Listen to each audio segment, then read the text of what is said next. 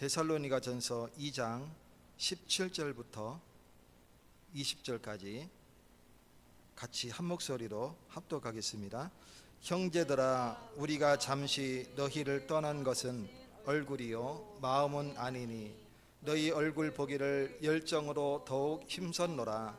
그러므로 나 바울은 한 번 두 번 너희에게 가고자 하였으나 사탄이 우리를 막았더라. 우리의 소망이나 기쁨이나 자랑의 면류관이 무엇이냐? 그가 강림하실 때 우리 주 예수 앞에 너희가 아니냐? 너희는 우리의 영광이요 기쁨이니라. 아멘. 오늘 큰 은혜 받으시는 날 되시기를 축원드립니다. 사람은 누구나 자랑하고 싶어 해요. 그래서 내가 과거에 무슨 일을 했다, 또 나는 돈이 얼마만큼 있다, 나는 건물을 한 채 소유했다, 나는 건물주다, 아니면 나는 이렇게 성공했다, 이렇게 자랑하기를 원하죠. 근데 바울은 무엇을 자랑했냐면 예수 그리스도를 믿음으로 말미암아 구원받은 성도들, 새롭게 변화된 그 성도들을 기뻐했어요. 그리고 그 자체가 바울에게는 영광이었어요. 바울의 기쁨이요 영광이었습니다. 바울은 원래는 그리스도를 핍박하던 사람이 있었어요. 그래서 예수 믿는 사람들 다 잡아다가 감옥에 넣는 게 이 사람은 사명이었어요. 왜 그러냐면 자기의 신앙 양심에, 바리새인이니까 신앙 양심에 이단자들, 예수 믿는 자를 잡아다 옥에 가두고, 스데반 집사 같은 경우는 돌로 쳐 죽이는 일에 자기가 증인으로 섰어요. 증인으로 선다는 건 뭐냐면 기록에 남는다는 뜻이에요. 그래서 역사적으로 기록에 남는 거예요. 이게 굉장히 중요한 일이죠. 돌로 치는 사람도 옷을 벗어서 잘 개서 증인 앞에 딱 놓고 돌을 치는 거예요. 그래서 스데반 집사가 그렇게 돌을 맞은 거죠. 두 명이 돌을 치기 시작하고, 그리고 나머지 이제 우르르 먼저 친 사람 두 명 있고 나머지는 우르르 치는 거예요. 두 명도 같이 기록이 됩니다. 그럴 정도로 예수를 핍박하던 사람이 바울이었어요. 그러다가 저 다메섹에 예수쟁이들이 있더라, 이 얘기를 들은 거예요. 그래서 사내들인 공의회에 가서 그 의장에게 얘기했습니다. 공식적으로 나를 파송장 써달라, 내가 가서 잡아오겠다 해서 지금 그 고소장을 가지고 지금 가고 있는 거죠. 지금 얘기로는 고소장이죠. 가고 있는 거예요. 다메섹 이르렀을 때 느닷없이 눈이 멀고 빛이 있어요. 거기서 만난 게 누구냐? 바로 예수님. 사오라 사오라 주여 누구십니까? 나는 네가 핍박하는 예수라. 그 한마디에 이 바울은 다 무너졌어요. 자기가 알고 있던 이 성경의 구약 박사입니다. 바울이 가말리엘의 제자예요. 그 시대에 가말리엘이라는 사람은 최고의 성경학자였어요. 그 사람의 제자니까 이 바울도 성경을 완전히 꿰고 있던 사람이에요. 근데 뭔가 이제 이 사람의 의문점이 하나씩 있었던 그런 부분들이 있던 거죠. 근데 나는 네가 핍박하는 예수라, 이 한마디 들었을 때에 그 성경이 쫙 꿰진 거예요. 완전히 무너졌어요. 그래서 거기서 예수를 통해서 새롭게 변화된 바울을 보게 됩니다. 저와 여러분이 바울이 다메섹 도상에서 변화됐듯이 인격적으로 예수님과 만남이 있었듯이 나만의 다메섹이 있어야 돼요. 내가 그리스도를 만나는, 인격적으로 만나는 그 시간이 있어야 되는 거예요. 이거는 하나님의 은혜가 아니면, 하나님이 나를 찾아오지 않으시면 이루어질 수 없는 사건이에요. 그 은혜로 인하여 믿음으로 말미암아 구원을 받았느니라. 우리가 믿을 때 구원받지만 그 믿음조차도 하나님 은혜로 주시는 거예요. 그렇기 때문에 이 복음은 하나님이 우리를 찾아오신 것, 예수님이 하나님을 보내주셨잖아요. 그 예수가 우리 죄를 위하여 십자가에 달려 죽으셨잖아요. 그 은혜가 우리에게 임할 때에 우리에게 믿음이 생기고, 그리고 고백하게 되고, 그리고 구원을 얻게 되는 겁니다.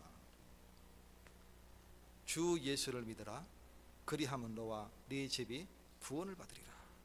사도행전 16장 31절입니다. 죄와 사망의 법에서 생명으로 옮겼느니라. 우리가 이 믿을 때에 완전히 사망에서 생명으로 옮겨지게 되는 겁니다. 로마서 8장 2절에 보면 생명의 성령의 법이 죄와 사망의 법에서 너를 옮겼느니라. 우리가 예수를 믿을 때에 사망에 있었지만 생명으로 옮기게 되는 거예요.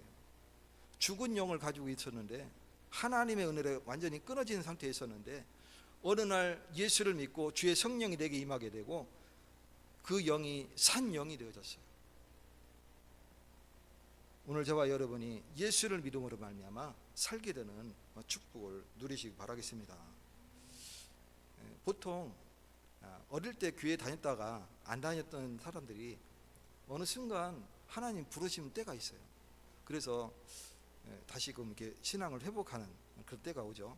왜 그러냐면 어릴 때 기억이 안 나지만 예수님을 영접한 그때에 성령이 함께하고 계신 거예요. 그렇기 때문에 하나님이 자기의 때에 그 영을 부르시는 거예요. 하나님 품으로.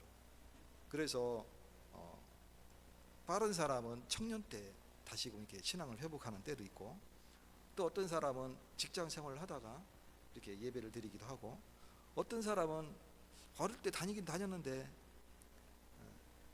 노년이 돼서 다시금 신앙을 회복해서 이렇게 오시는 분도 있고, 저는 사망 직전에, 임종 직전에 말도 못하고 눈만 껌뻑껌뻑하는 그분들 두 분이죠. 그래서 예수 제가 복음 전하고 믿으시면 깜빡하세요. 깜빡하고. 내가 영접 기도를 대신하고 인정하시면 깜빡하세요. 깜빡하고. 당신은 예수 그리스도를 믿음으로 이미 구원받았습니다. 임종 전에 그런 일이 두 번 있었어요. 한 번은 여기 다사에서 있었고, 한 번은 저기 어딥니까? 이 지명을 잘 까먹었는데, 그래서 안동, 안동까지 초청해서 거기 가서 꼭 좀 지금 만나달라고 이렇게 해서 가서 복음 전하고 예수님 영접하고 이렇게 돌아왔던, 며칠 뒤에 이제 소천하셨고, 그런 일들이 있었습니다. 어느 순간 하나님이 자기 품에 부르시는 거예요. 그래서 자기 백성을 그냥 놓아두지 아니하시고 그 영이 하나님 품으로 돌아오는 이런 일들이 일어나게 됩니다. 그래서 바울의 자랑이 뭐였냐면, 예수 믿고 그 영이 완전 변화된 그 사람, 성도들이 바울의 영광이었었어요. 그리고 기쁨이었었어요. 오늘 저와 여러분이 나에게 영광된 게 정말 뭔지 찾으셔야 됩니다.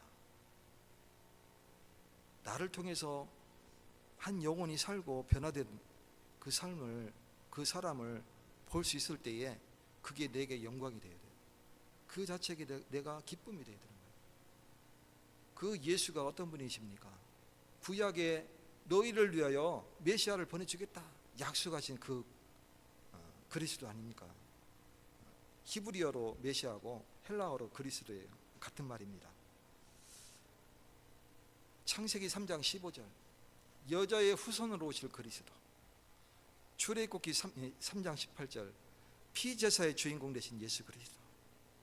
이사야 7장 14절, 처녀가 잉태하여 아들을 낳으리니 그 이름을 임마누엘이라 하라. 번역한즉 너희와 함께하는 자다.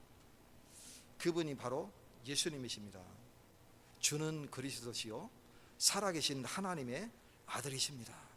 베드로가 예수님을 주로 고백하는 놀라운 역사가 일어나게 되죠. 바요나 시몬아 네가 복이더라.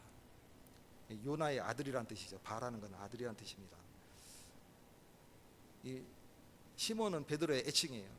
그래서 베드로야 네가 복이 있구나. 이를 알게 한 일은 네 혈육이 아니라 하늘에 계신 내 아버지시다.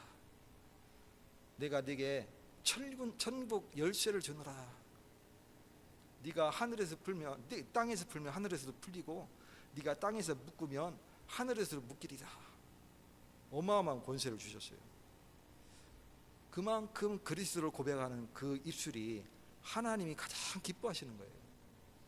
그리고 그 삶이 완전히 변화되는 이런 놀라운 역사가 일어나게 됩니다. 그래서 전도된 영혼은 우리의 영광이 됩니다.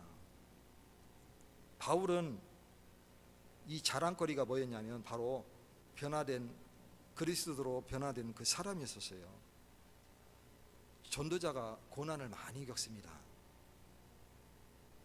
기쁨이 있고 늘 행복만 있으면 얼마나 좋겠어요. 그 인생의 파라다이스만 쫙 펼쳐지면 좋겠는데 전도자는 고난을 수없이 겪습니다. 그래서 매질도 당하고요.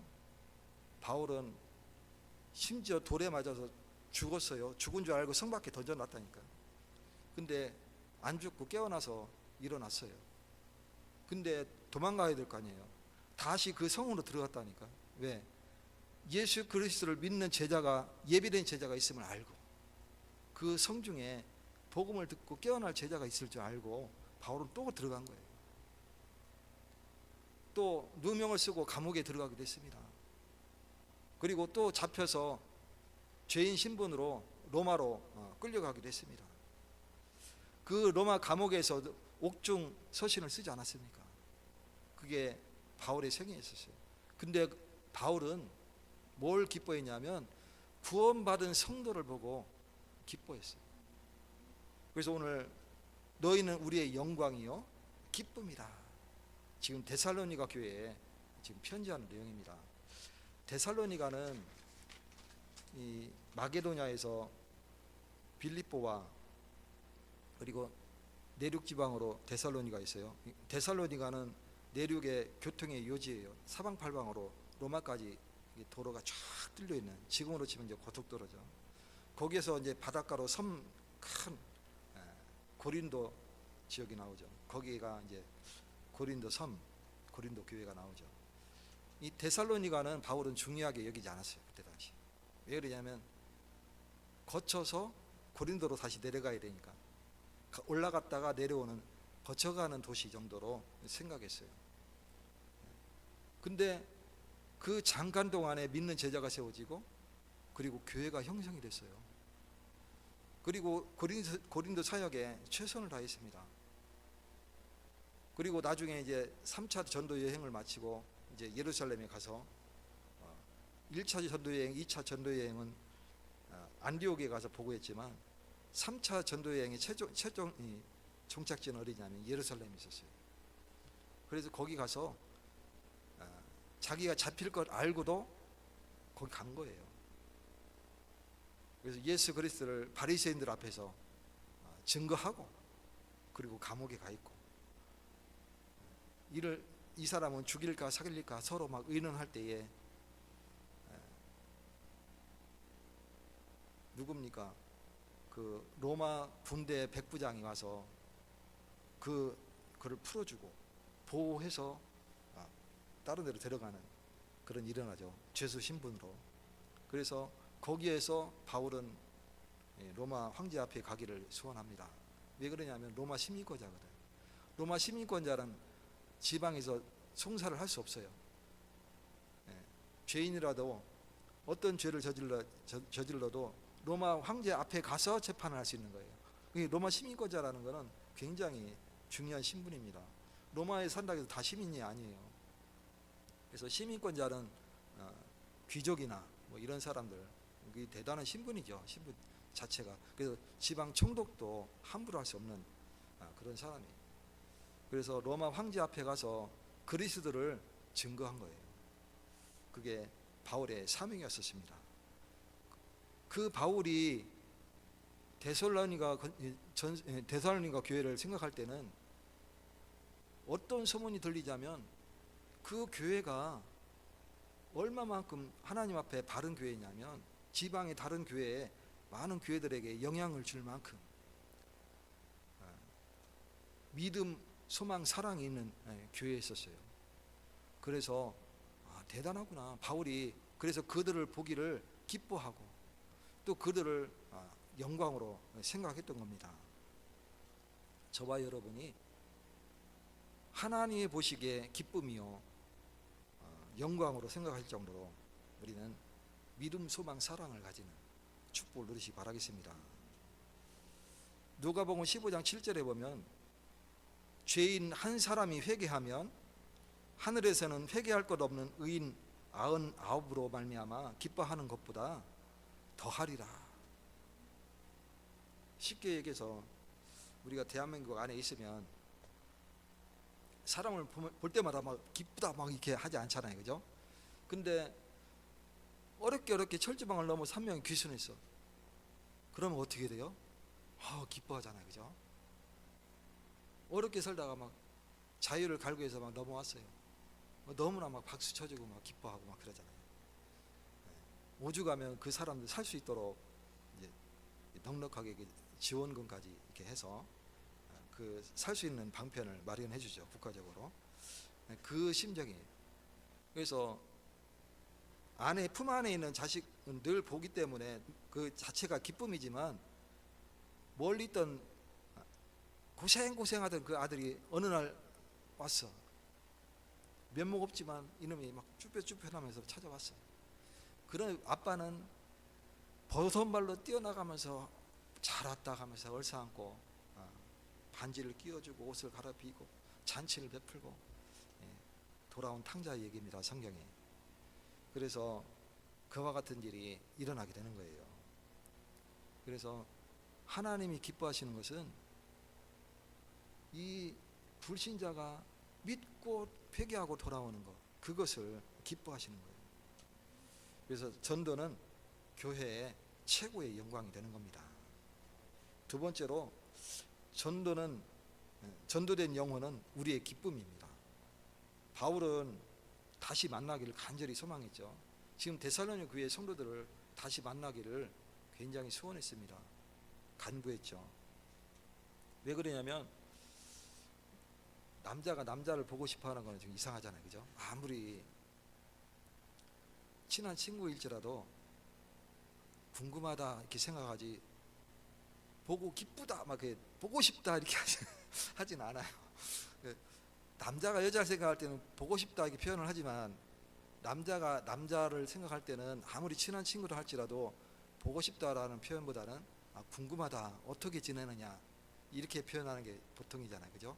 근데 바울이 그때 당시 성도라고 할 때는 여자는 표현을 안 합니다.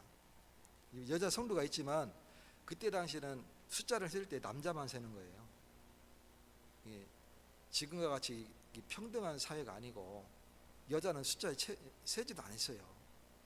그런 시대이기 때문에 바울이 성도들을 보고 싶다 할 때는 지금 대부분 남자를 얘기하는 거예요. 근데 보고 싶다 표현했어요. 궁금하다 뭐 이렇게 표현한 게 아니고 보고 싶다. 그 얘기는 주 안에서 형제된 그 형제들 말하는 겁니다. 친구하고 또 형제는 다릅니다. 이 둘이 이게 형제가 앉아 있잖아요. 떨어져 있으면 궁금해서요. 보고 싶고 막 그래요. 진짜예요. 이게 친구하고 형제하고는 또 달라요. 늘 같이 붙어 있으면 싸우는데 아웅다웅하고. 제가 잘할 때 형님하고 아웅다웅하고 잘 했어요. 그래서 근데 이제 방학 때니까 형이 이제 며칠 동안 이제 간 거예요. 누나를 보러 서울로. 근데 저는 지난 겨울에 갔다 왔기 때문에 이번 겨울에는 형님이 간 거죠. 근데 늘 싸우고 이제 안 보이면 좋을 줄 알았죠. 근데 하루 안 보이는데 보고 싶은 거예요. 그런 경험 있어요? 있죠. 이분도 경험했다고 그러는데, 예, 실제 그렇게 돼. 그게 형제입니다. 그래서 주 안에서 믿음의 형제된 그 성도들이 바울은 너무나 보고 싶었던 거예요. 왜 그러냐면 복음으로 맺어진 관계였기 때문에 그렇습니다. 저와 여러분은 복음으로 맺어진 관계인 줄 믿습니다. 그래서 서로 호칭할 때에 형제, 자매. 제가 청년 때 큰 교회 다녔었는데 그때는 초신자 있었어요.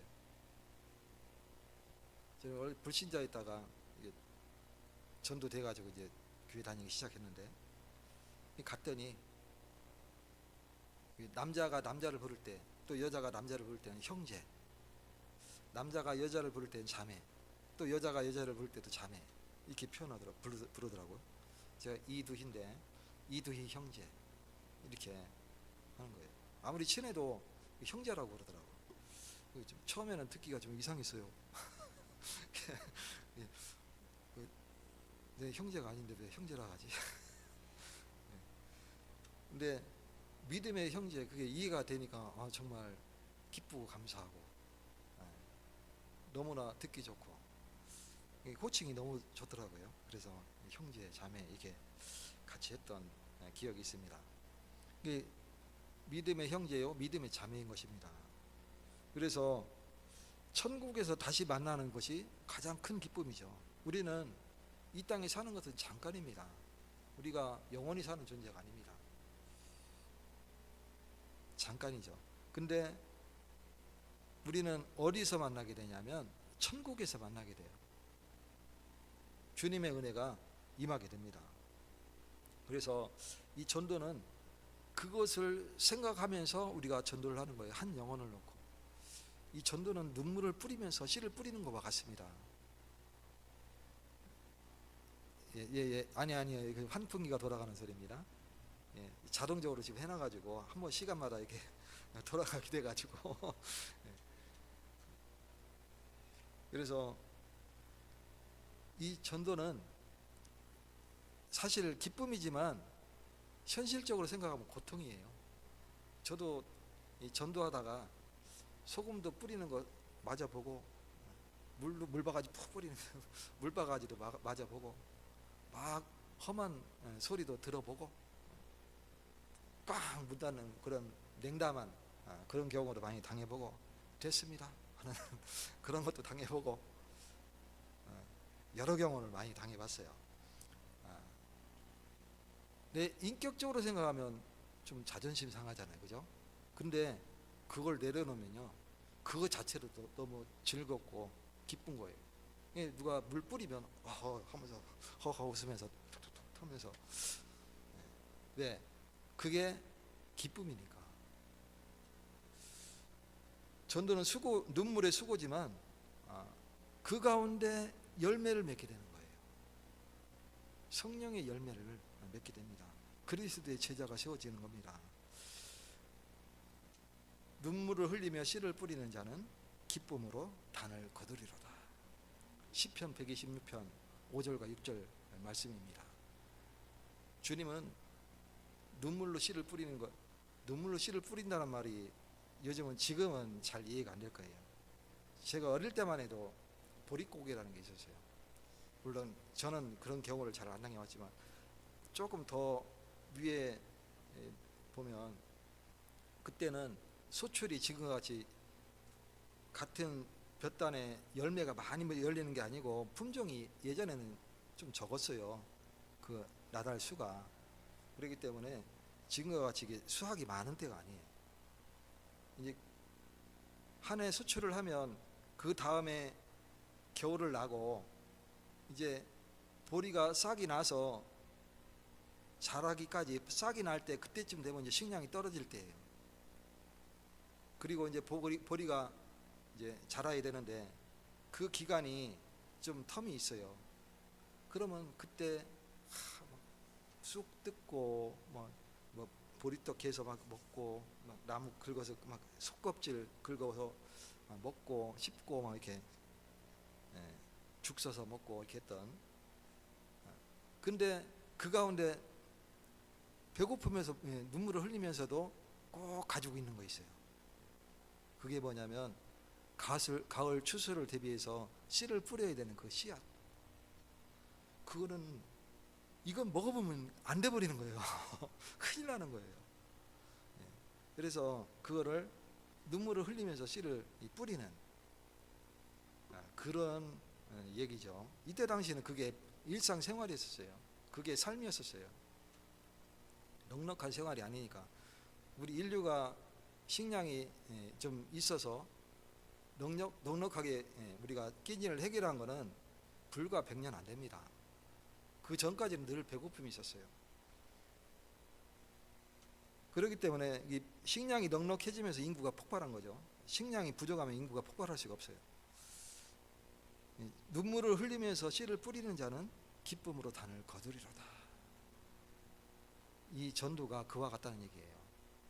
눈물을 흘리면서 씨를 뿌리는 것 같아요. 근데 어느 날 기쁨으로 단을 거두는 것 같습니다. 마지막으로 우리가 주님 앞에 설 때 우리의 면류관이 뭐가 되냐면 구원받은 영혼이 우리의 면류관이 되는 겁니다. 우리의 전도가 면류관이 되는 거예요. 아무것도 없는데 천국에 우리가 뭐 돈 잔뜩 싸지러 갈 수 없잖아요, 그죠? 제가 충청도에서는 그런 게 없었는데, 제가 고향이 충청도입니다. 장례식장에 가면 거기 없었는데, 저 윗지방에서 살아서도 윗지방에서 그런 게 없었는데, 그 장인어른 수천하셨을 때 상주 장례식장에서 염하는데 뭐 쌀 입에 넣고 뭐 동전 넣을 사람 있으면 넣어가고 뭐 돈 넣을 사람 있으면 넣어가고 뭐 이렇게 하더라고요. 요즘 다른 지역에서는 잘 안 합니다.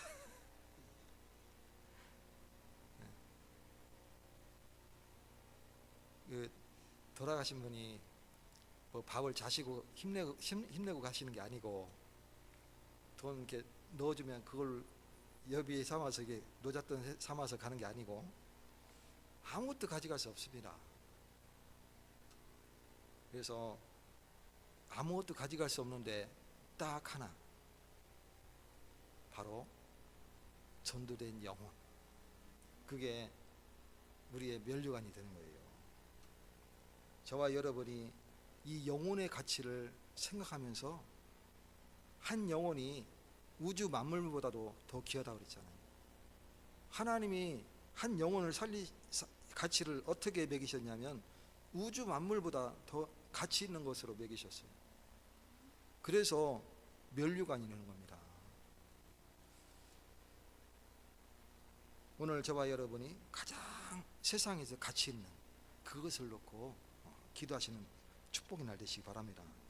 전도는 내가 시간을 쓰는 게 아닙니다. 내 노력을 더해서 내가 헌신하는 게 아니에요. 뭐냐면 영원이라는 것을 갖다가 심는 거예요. 그게 전도예요. 영원 있잖아요, 영원. 한 사람이 구원받으면 이 사람이 영원 사망에 있다가 영원 생명으로 옮겨지게 되는 거예요. 그렇기 때문에 그 영혼을 심는 거예요. 그 영에다가. 그게 전도입니다. 오늘 영혼의 가치를 붙잡으시는 날 되시기 바랍니다. 사랑하는 성도 여러분, 바울은 이렇게 말했습니다. 너희는 우리의 영광이요 기쁨이라. 오늘 본문 20절에서 바울은 기록하고 있습니다. 나에게 영광이요 기쁨의 사람이 진정으로 한 사람 나오기를 기도하시면서 은혜를 누리시기를 축원드립니다. 하나님 감사드립니다. 전도자 바울은 전도 여행을 하면서 수많은 사람을 구원에 이르도록 예수님을 만나도록 축복하였습니다. 그 삶은 우리가 볼 때는 고되고 험난하고 어려웠지만 오히려 바울은 기쁨이요 영광이라고 표현했습니다. 하나님, 진정한 가치를 발견하는 날 되어지게 하여 주시옵소서. 그리하여서 하나님께만 영광 돌리게 하여 주시옵소서. 예수 그리스도 이름으로 기도 올리옵나이다.